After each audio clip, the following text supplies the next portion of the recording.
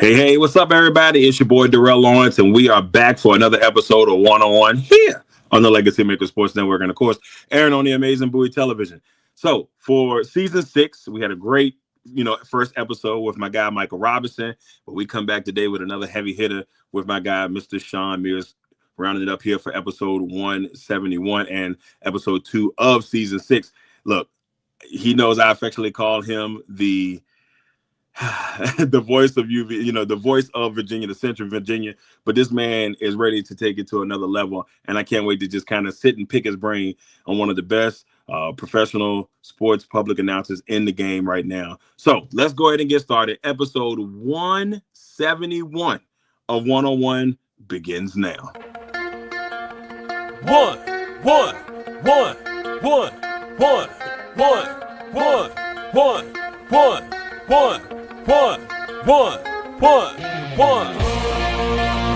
Welcome to the one-on-one. When it comes to ratings, man, we number one. I get the truth, then I give them the scoop. If anybody got a question, I give them the proof. Welcome to the one-on-one. When it comes to ratings, man, we number one. I get the truth, then I give them the scoop. If anybody got a question, I give them the proof. Welcome to One-on-One at Legacy Maker Sports Network.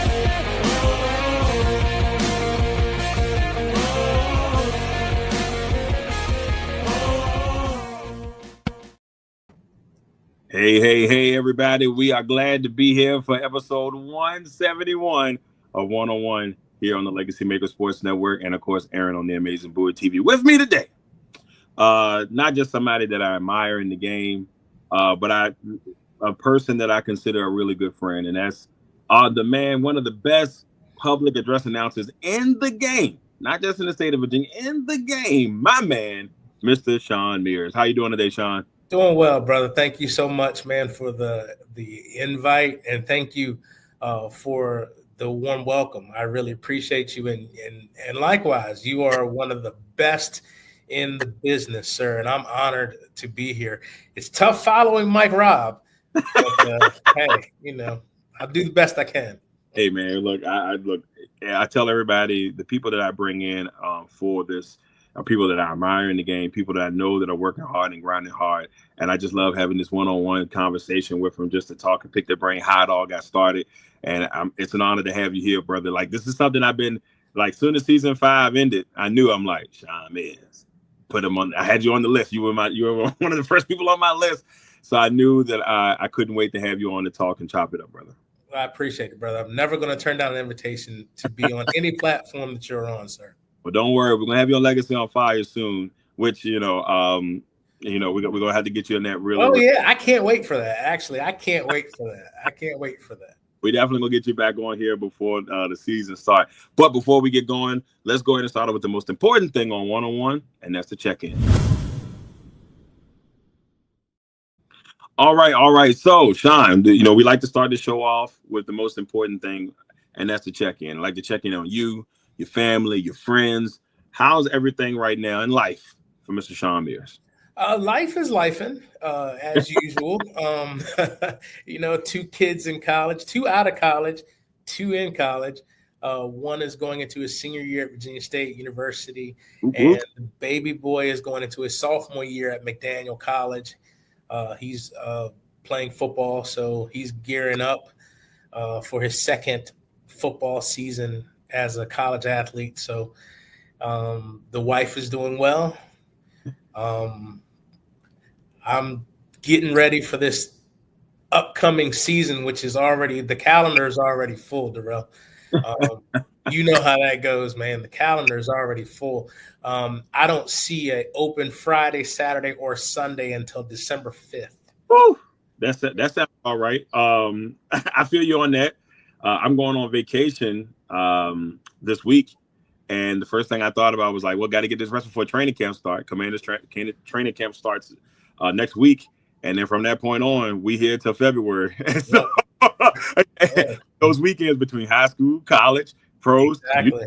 Man, the grind is going to be insane. It's called booked and busy. Yeah, it could be worse. It could be at the house chilling, But then again, that might be a little bit relaxing too, so it ain't too bad. Right. Well, let's go ahead and get this party started the right way. I always like to ask my guests, when you were 7, 8-year-old Shawn, where did your passion for sports come from? What gave you the itch to just fall in love with sports in general? Like, what gave you that passion? What made you fall in love with the world of sports? Man, it comes from the family. My uncles, my dad, everybody that I was around, they played ball. Mhm. They did something, basketball, baseball, football. That's how we were. And everybody was good in my family. Um, my first cousin is TJ Grimes, the head coach for the Stewart School, which is Hamden Sydney's all-time 3-point scorer. That's my first cousin.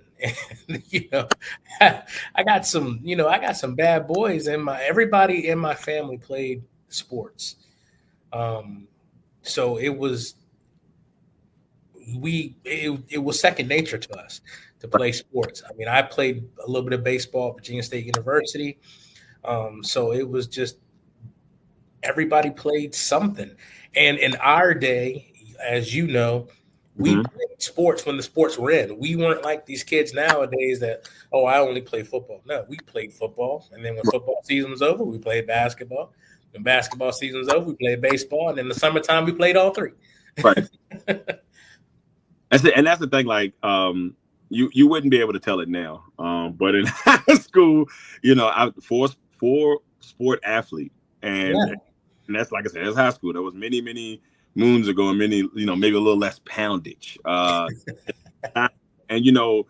cross country. I did cross country, golf, if you consider, but cross country, golf, basketball, baseball, and looking at it now and just saying, man, like it was such a wild ride, just enjoying playing those sports, and we did everything. We did as much as we could, and then in my side time, did a little PA announcer for football, just, so that's kind of how it was. So now I understand that completely. So that's good. That's good on that end. But I also want to know, like, how this journey started for you, man. I mean, you've been doing public announcing for a hot minute now, and not just on, the high school level, on the collegiate level. You've done some big time professional event wrestling. You've done a little bit of everything on that. Kind of take us on your journey on how you knew, like, okay, this is something I really want to do. When was that moment that you knew you wanted to do it up until where we are now? It's funny because I fell into it by accident. And I say that because I coached high school football in the Henrico County area for 15 years. And just like any old ball coach, I got hurt. So it was funny because we were playing, I was coaching and we were playing, I think it was,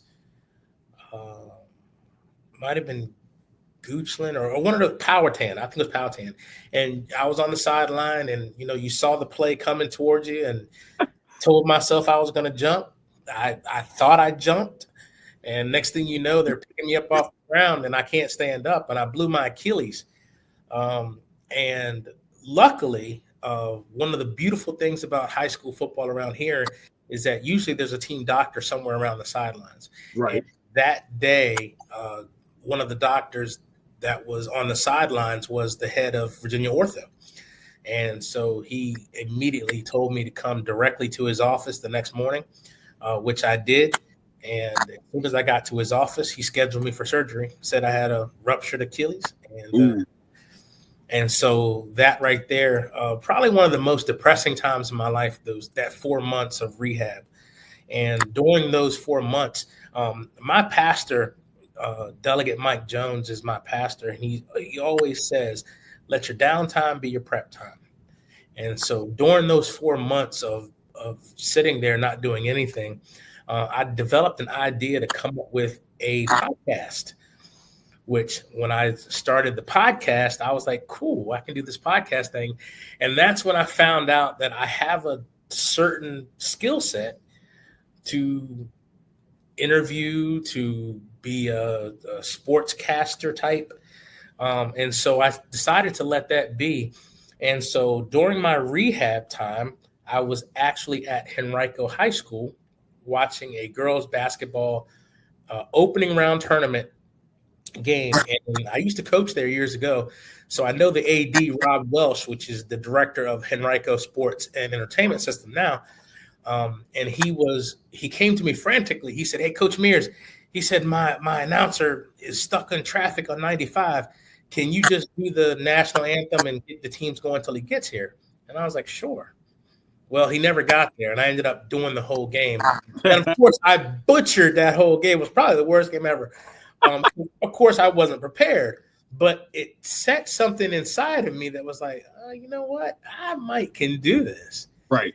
And so the next available opportunity, I did a Little League football showcase down in the 757 at Virginia Sportsplex. And one of the guys was like, "Man, you're pretty good up there." And I was like, "Wow, thanks." I didn't know if I was doing good or bad, and I didn't know. I was just winging it. And so the next season I came up, and that's when I got introduced to Harry Lee Daniel, which is the AD of Highland Springs High School. And that was 5 years ago. And I've been the voice of Highland Springs athletics ever since. Yeah, that's pretty nice, man. Can't beat that. Then you got, a couple of championship runs in that mix. Yeah. You can't in that mix, yeah. I got a couple of championship runs, and that's always. I never got a ring though. That's. Wait a minute. That's another conversation. No, we got to talk to somebody about that, man. That's what I said. I love my A-Town to death, but I'm gonna tell you right now, they win a championship. I'm gonna bark until they. Where's my ring, man? They get 25 years of doing it down there. I would be upset. Right. I've been here. Let's go. I'm part of the team too. Right. So I'll pay for it. Just let me make sure that I get one of those exclusive bad boys. Absolutely. So you did great things on the high school level, but you're doing it at on the collegiate level as well. I mean, we got UVA doing some things with like lacrosse at UVA or field hockey at UVA, and then you got William and Mary baseball and so on and so on. Yeah. What's your journey with that, and how it's been on the collegiate level for you? Well, that started actually by accident as well. So yeah, everything started as accident, man. God has a funny way, a funny sense of humor. But I was actually at a Highland Springs game, and I was working Highland Springs basketball, and one of the assistant basketball coaches for Longwood University was there, I guess, scouting. Mm-hmm. And so he came by and tapped me on the shoulder at the scorer's desk and said, "Hey, man," he said, "you got a nice voice." He was like, "You should come down to Longwood and do some stuff." And he slipped me his card. And the next day I called and spoke to the AD and went directly down to the AD the next week. They had a basketball game, and he introduced me to a couple other people. And I ended up doing Longwood baseball that spring. And so I did 22 of their 24 home games for Longwood baseball. And then at that point, my business acumen came in, and I said, I wonder if I can do this somewhere else. And so I contacted a friend of mine, Jeff Harrington, who does UVA baseball, and he put me in touch with the athletic director. And so I've been the voice of UVA women's lacrosse and women's field hockey for the past 4 seasons there. And then one of the athletic directors that was at UVA left to go to William and Mary. And so that's how I got to William and Mary. And so I started doing William and Mary baseball and William and Mary volleyball as well. That's a nice journey, man. And that's the thing, man. Like, it's funny how sometimes it kind of just works out, and I mean, I'll be honest with you. You've even helped me in my journey. You've hooked me up with a couple people that have helped me kind of grow my business and help me kind of grow, my dream of things. So like I said, that's why I said it was such an honor to have you on the show, because it's like, I love people that grind just as hard as I do. And I see it, man. I mean, my man be everywhere. I mean, I'm you've been to any of those teams' games, you heard his voice. So don't be surprised. I mean, you know. Yeah. Yeah, it's funny because I'm starting to get more and more. Like I said, this year I did 22 of VCU's home games, baseball. Right. And I just got the confirmation that VCU will be opening up the new CarMax Arena or CarMax Stadium. That's replacing the Diamond. And knock on wood, I'll be the opening announcer for CarMax Stadium. Yeah. I was definitely hearing your voice because I was like, I'm definitely going to that first game. I can't see the stadium in action, man. Finally, Richmond getting something new, man. It's not finally, right? Finally getting something new. After all these denials, I'm like, nah, you don't need that. You don't need that. I was like, but you got to give us something. So, and at least they finally gave us the baseball stadium. Yeah. Now, before we get into quick ones, I know that you're an avid sports fan. But I kind of want to get your outlook on the NFL season, real quick. If you could just kind of give me, like, maybe even if you could do Super Bowl teams, but what teams are you excited to kind of see this year in the NFL? And if you could give me a Super Bowl, maybe like your early Super Bowl prediction, that'd be great. Sure. I think, well, first of all, let me preface this. I'm a Patriots fan, so I don't have a lot to talk about when it comes to them. I was excited about Stephon Diggs, but he's been in the news for so much other stuff right now that I just can't even get excited about that. So, but I'm really excited this year to see what Jaden Daniels can do in his sophomore season. I want to see how that works out for the Commanders. I'm excited to see the NFC East as a whole with all the changes with, Dangerous coming over to New York. I'm excited to see how long they let him go before they yank it from him and give it to, the dart or something. The dart kid. I'm really anxious to see the Lions and how they're going to be without their two coordinators. Are they still going to be, at the top of the NFC North? Or will the Bears make a resurgence with Ben Johnson as the head coach? In the AFC, I'm really excited to see what the Patriots can do in the NFC East if they can give Josh Allen a run.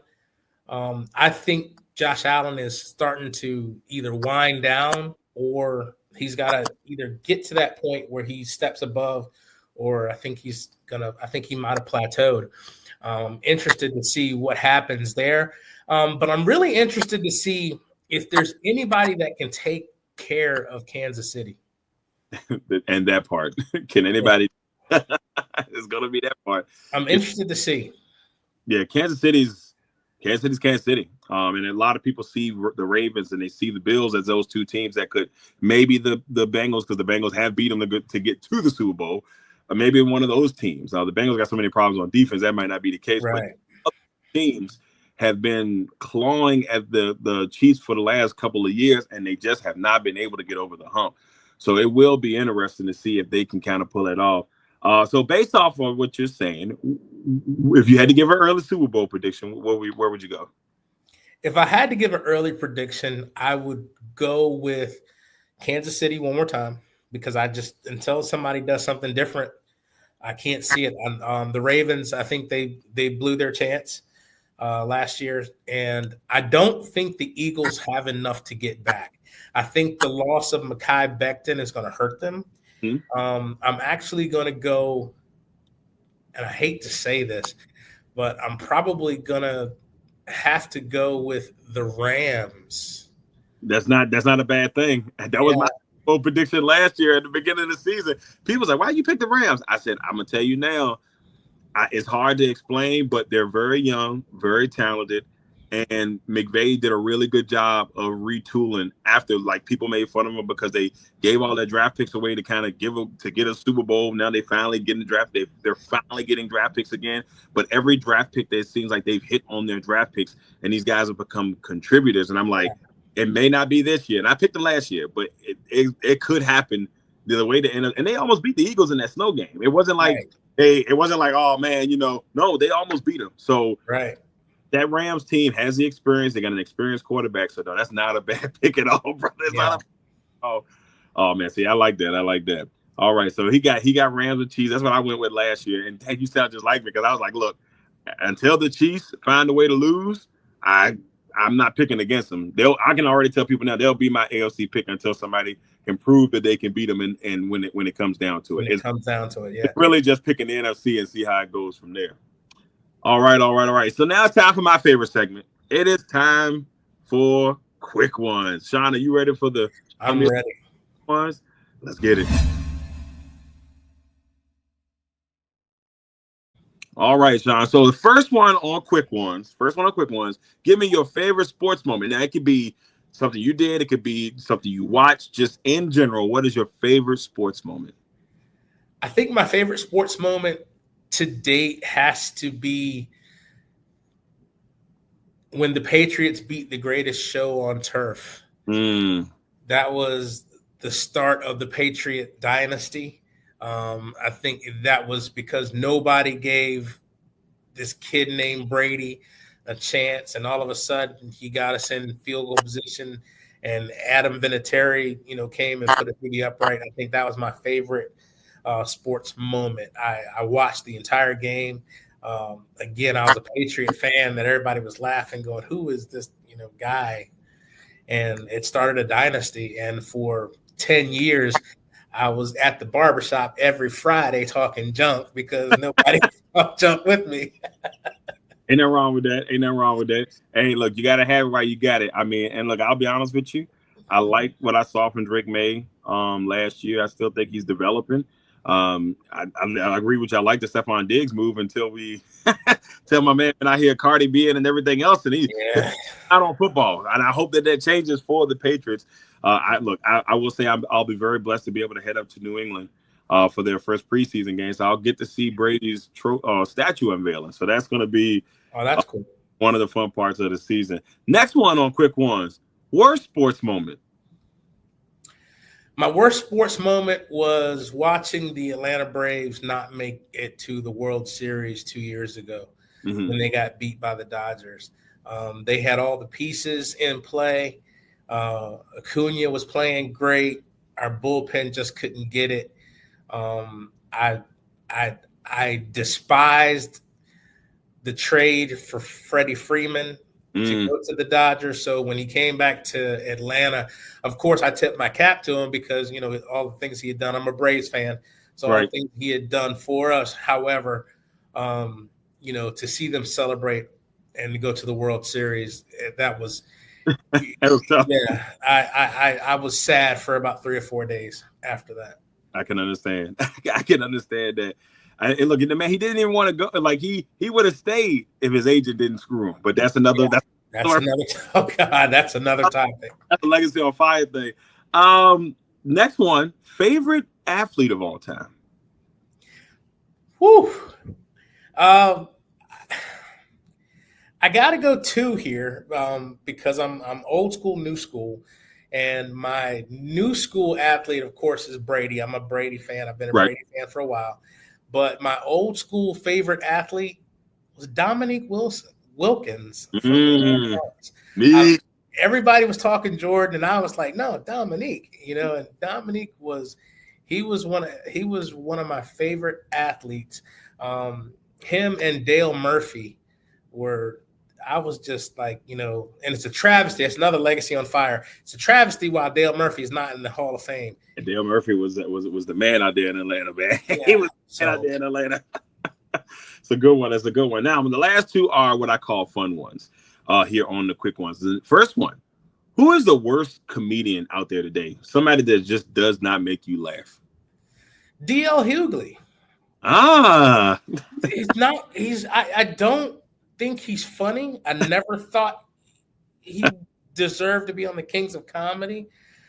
He's one of those guys that whenever I hear him, even on the radio, he has a radio show here, syndicated, and I just don't. I never thought he was funny.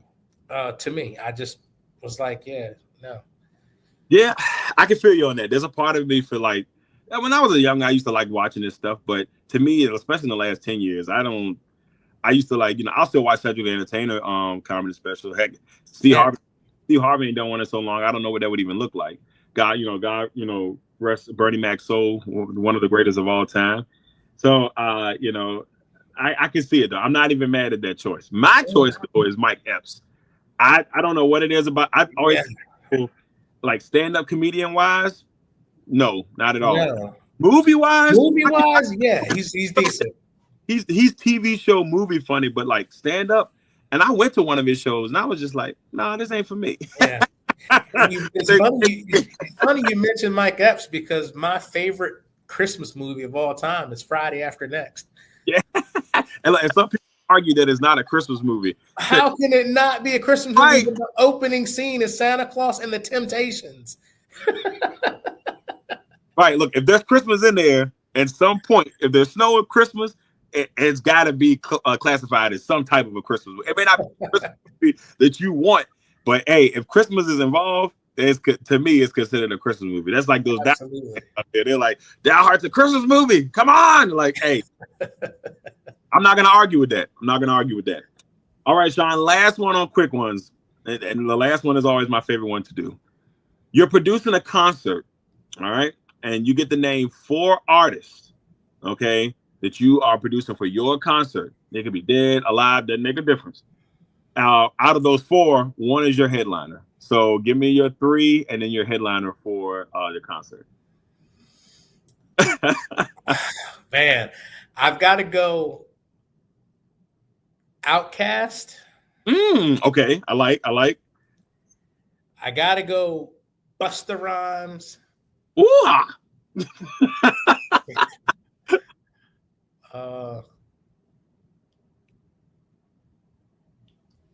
Personally, my headliner, I know I said I got to have 4. My headliner probably will be Usher. I think this guy gives a phenomenal show. Right. I mean, he gives a phenomenal show, and he has music that has been going on and on and on forever. And if I had to go with another artist, I would probably go old school, and it would be. It gets tough. Yeah, it does get tough, man. I want to do something for the ladies. I want to have the ladies represented. Right. It would probably be like Alicia Keys. Okay. Let the ladies get, some love. Right. So you got Alicia Keys, Outkast, Busta Rhymes, and Usher. Yeah. This concert will be fire. That would be fire. All right, everybody. That was a Shawn Mears edition of Quick Ones. And now we're going to finish up this episode the right way with Leave Your Legacy. All right. First of all, we'd like to thank Shawn for joining us, man. Like, Shawn, look, we appreciate you, man, to come on here and kind of give your insight, tell your story a little bit, give people insight on the greatness that is Shawn Mears. So, brother, we appreciate you for coming on. We truly, truly do. Thank you, sir. And with that, we want you to leave your legacy. So 2 things. First, we want to know, what would you, if now not pass away, because I try not to do grim stuff on that, but let's say you're retiring, you're sitting back, you're chilling, what type of legacy do you want to be left behind when you're sitting there and you've chilled out and you're relaxing, you're letting the next great PA guy take over? Like, what type of legacy you want to leave? And then, of course, after that, any special projects you got going on? I think my legacy, that's a great question. I think the legacy that I like to live or like to leave would be one of which people said that he did it all. And truly, I do it all. There's no boundaries to me. I am truly a chameleon in my personal life and in my professional life. I've done volleyball. I've done swimming and diving. I've done lacrosse. I've done field hockey. I've done basketball, football, baseball, and soon to do boxing, which goes into my next project. We'll talk about that. But my legacy is I want them to say that he wasn't in a box. He just was everywhere. And like you said, when I first came up, I am everywhere. Everywhere, y'all. It's not a joke. I am everywhere. And so I think I want my legacy to be, this is the guy that did it all. and he left it all out there. He left no stone unturned. And so the next PA guy, when they come up and go, oh, I only do basketball. Well, nah. You're no Shawn Mears, people. Yeah, you're no Shawn Mears. That they last turn, like, you know, that's right. legacy. So the B part to that question is, what special projects am I working on right now? Right now, there are 2 boxing events that are going on inside the capital city coming up here shortly. One is the Main Street main events, which is happening at the Main Street train station. And that boxing match is on July 26th. And I am the ring announcer for that particular event. And then I'm following up the very next weekend with Gloves Over Guns, which is going to be at Verina High School. And that's put on by the East End Boxing Association. And I will be the ring announcer 2 weekends in a row. I got to have 2 tuxedos.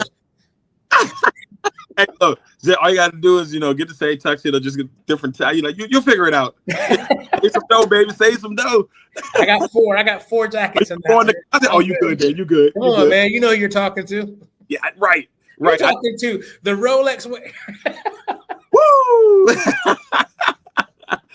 Oh, man, Shawn, man, look, before we finish up, I want to go ahead and give a shout out to our next week guest, ladies and gentlemen. Next week on the show, we're going to have my man, Mr. Cole Johnson, sports and news producer and podcast host. He's going to come by and join us for our next episode, for episode 172. That's our 3rd episode here in season 6, and, you know, 3rd episode in our can't even get my words out, in our interview portion of 101. So we're super excited about that. But once again, Shawn, brother, I appreciate you, man. You don't know how much I appreciate you stopping by to just talk about you and how you got to where you are. And hopefully we inspired some young PA announcer out there in his journey to know that you got to do it all, baby. You can't do it all. You got to do it all, man. And then, you know, the other thing too, Darrell, that we talk about, and you and I have talked about this off camera, you know, there are very few of us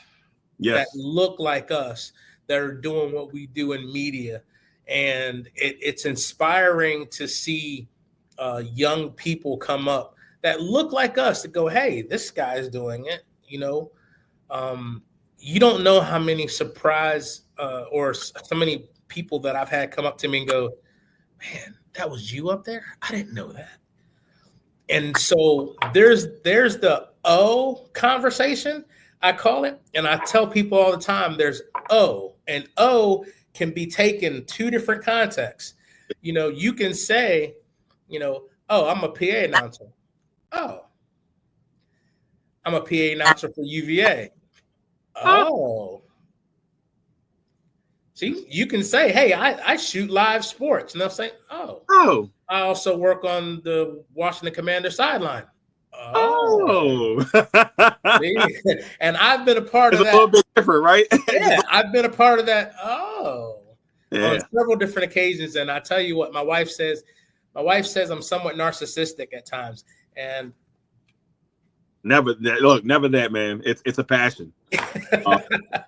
As somebody in this game, I remember one time somebody said, man, why you because I'll go back and listen to a broadcast I do, and they'll hear me. Why just say, you listening to yourself? You can see it? Nope. I'm getting better.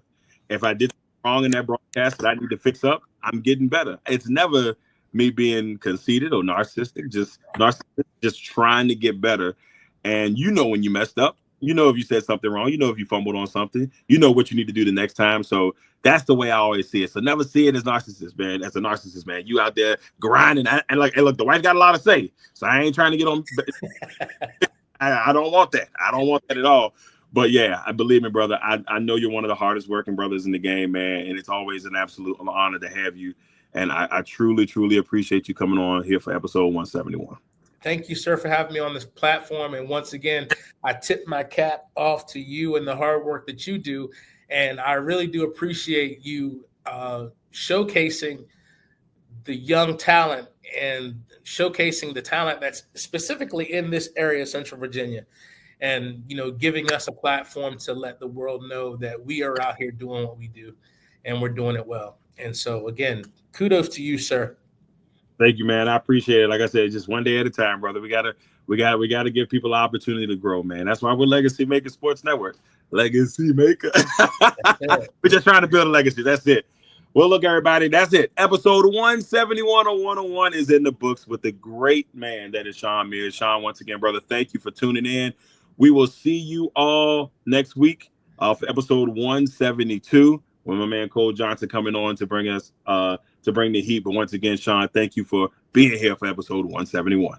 Thank you. Look out for the next episode when I come on with Legacy on Fire. It's coming soon, y'all. I'll be ready. All right. That's it. Episode 171, the Shawn Mears edition in the books. Until next time.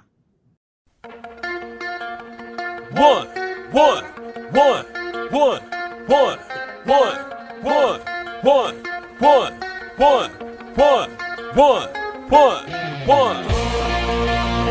Welcome to the 101. When it comes to ratings, man, we number one. I get the truth, then I give them the scoop. If anybody got a question, I